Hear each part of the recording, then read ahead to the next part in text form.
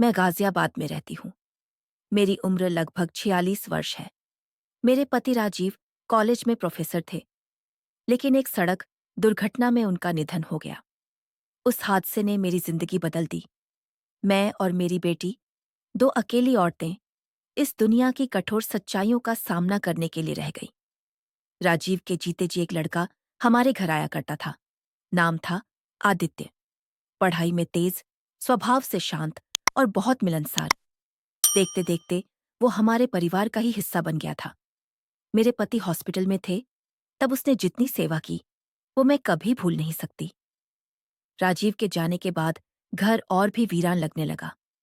मेरा ऊपर का फ्लोर खाली था और आदित्य दिल्ली में एक लॉज में किराए पर रहता था। मैंने सोचा एक भरोसेमंद लड़का घर में हो जाएगा और उसका किराया भी बचेगा। मैंने आदित्य से कहा, अगर चाहो तो ऊपर वाला फ्लोर तुम ले सकते हो। अकेलेपन में हम दोनों को भी सहारा मिल जाएगा। वो मान गया। मेरी बेटी नेहा, उम्र 22 वर्ष, एमए कर रही थी। संयोग से आदित्य भी वही सब्जेक्ट पढ़ रहा था, तो दोनों साथ में स्टडी कर लिया करते थे। लंबे समय बाद मैंने देखा कि नेहा के चेहरे पर मुस्कान लौटने लगी थी। मेरे लिए वही काफी था। एक दिन मेरे भाई की तबीयत अचानक खराब हो गई और मुझे गुरुग्राम जाना पड़ा। नेहा ने कहा कि उसे कॉलेज में नोट्स सबमिट करने हैं, इसलिए वो नहीं चलेगी। मैं रात वहीं रुक गई और अगले दिन दोपहर को वापस लौटी। गर्मी का दिन था। मैंने गेट को धक्का दिया। शायद दरवाजा खुला ही रह गया था। मुझे लगा नेहा बाहर गई होगी। मैंने ड्राइंग रूम में बैग रखा और वॉशरूम से निकलकर जैसे ही अपने बेडरूम की तरफ बढ़ी, मेरी सांसें रुक गई। पर्दे के पीछे से दो परछाई दिखी। धीरे से पास जाकर देखा, नेहा और आदित्य बेड पर थे, दोनों बिना कपड़ों के। आदित्य नीचे लेटा हुआ था और नेहा उसके ऊपर बैठी हुई थी। उनका कार्यक्रम चालू था। मेरी दुनिया जैसे थम गई। मैं चुपचाप वापस बाहर आ गई ताकि उन्हें लगे कि मैं अभी ही आई हूं। 10 मिनट बाद मैंने डोरबेल बजाई। नेहा बाहर आई, बाल बिखरे, कपड़े अस्त व्यस्त। उसने कहा, सो रही थी मम्मी? मैं कुछ नहीं बोली। अगले दिन मैंने आदित्य को नीचे बुलाया। आदित्य, कल जो देखा सब जानती हूँ। मैंने तुम्हें अपने घर का सदस्य माना और तुमने मेरी बेटी की इज्जत ले ली। वो चुप रहा, आंखें झुकी हुई थीं। तभी नेहा कमरे में आई। आते ही उसे उल्टी करने जैसी शक्ल बनाई। मुझे शक गहरा गया। मैं तुरंत जाकर प्रेगनेंसी किट लाई, लेकिन उससे पहले नेहा बोल पड़ी, मम्मी, टेस्ट की जरूरत नहीं। मैं आदित्य के बच्चे की मां बनने वाली हूं। मैं आपको बताने ही वाली थी। मेरे पैरों तले जमीन खिसक गई। मैंने कहा, नेहा, अभी ये बच्चा नहीं हो सकता। और आदित्य, क्या तुम शादी करोगे नेहा से? पहले तो आदित्य मना कर रहा था, उसकी फैमिली नहीं मानेगी। लेकिन जब मैंने कहा कि मैं उसकी फैमिली से बात करूंगी, तो वो मान गया। बात करके मैंने दोनों की कोर्ट मैरिज करवा दी।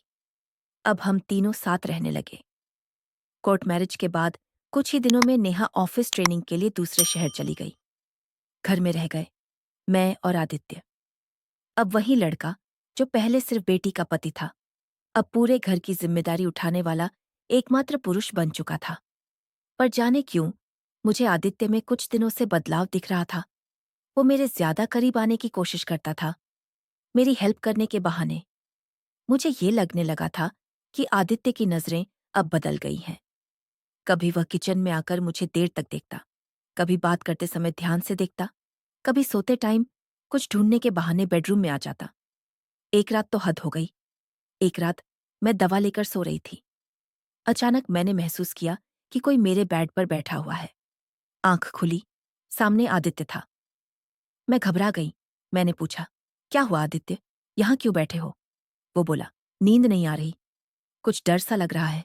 नेहा को फोन किया था, उसने उठाया नहीं, आपसे बात करने आया। देखा आप सो रही हो तो यहीं बैठ गया। अब मैं क्या कहती? वो बोला, जाने क्यों डर ज्यादा लग रहा है, मैं यही सो जाऊं आपके पास। ये बड़ी अजीब सी डिमांड थी उसकी रात मेरे साथ सोना। वैसे देखा जाए तो वो मेरे बेटे की उम्र का था। कुछ अजीब नहीं था इसमें, लेकिन वो बेटा नहीं, दामाद था मेरा। ये ठीक नहीं था, पर मना भी कैसे कर सकती थी। मैंने कहा, लेट जाओ। वो लेट गया। मैं भी सो गई। मैंने नींद की गोली खाई हुई थी।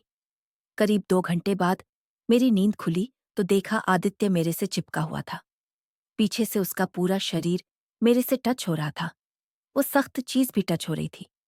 बहुत अजीब लगा। आखिर हमारे बीच सास और दामाद का रिश्ता था। उसने बहुत कस के पकड़ा हुआ था मुझे।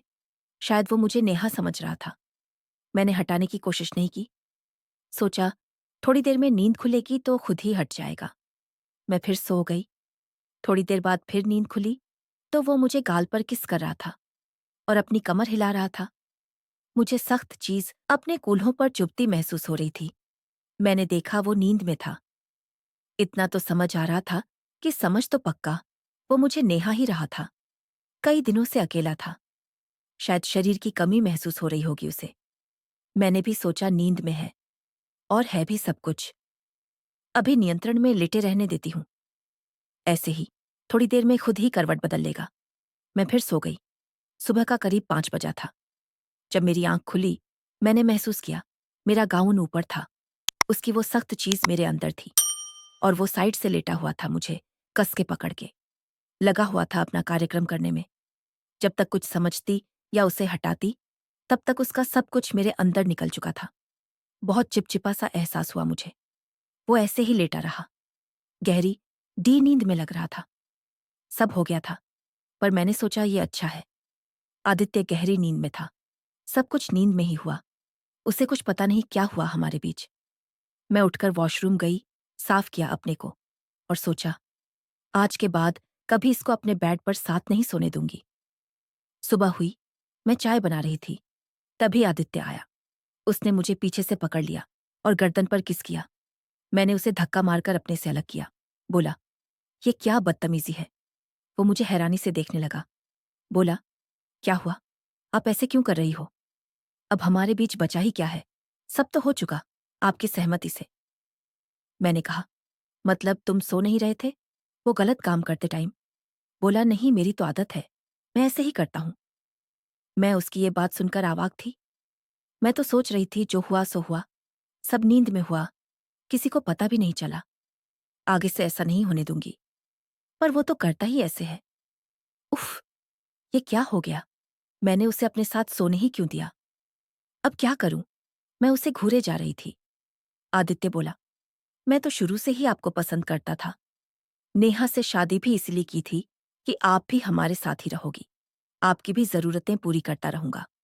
वरना मैं कभी नेहा से शादी नहीं करता। मुझे नेहा बिल्कुल भी पसंद नहीं थी। शादी आपकी वजह से ही की थी। अब आप सोच लो क्या करना है। मैं तो आप दोनों के ही साथ रहना चाहता हूं। आप मैच्योर हो, समझ जाओ तो अच्छा है, वरना तो सब बिगड़ना ही है। वो छुपे शब्दों में कह रहा था। अगर मैं उसके साथ शारीरिक संबंध बनाने को नहीं मानी तो वो मेरी बेटी को भी छोड़ देगा। बड़ी मुश्किल थी। जो भी हुआ था गलती तो मेरी भी थी उसमें। अब क्या करूं। मैं चुप थी, सोच रही थी। एक तरफ बेटी का घर, एक तरफ दामाद की एक ऐसी डिमांड जो पूरी करना पाप का भागीदार बनना हुआ। वो आगे बढ़ा।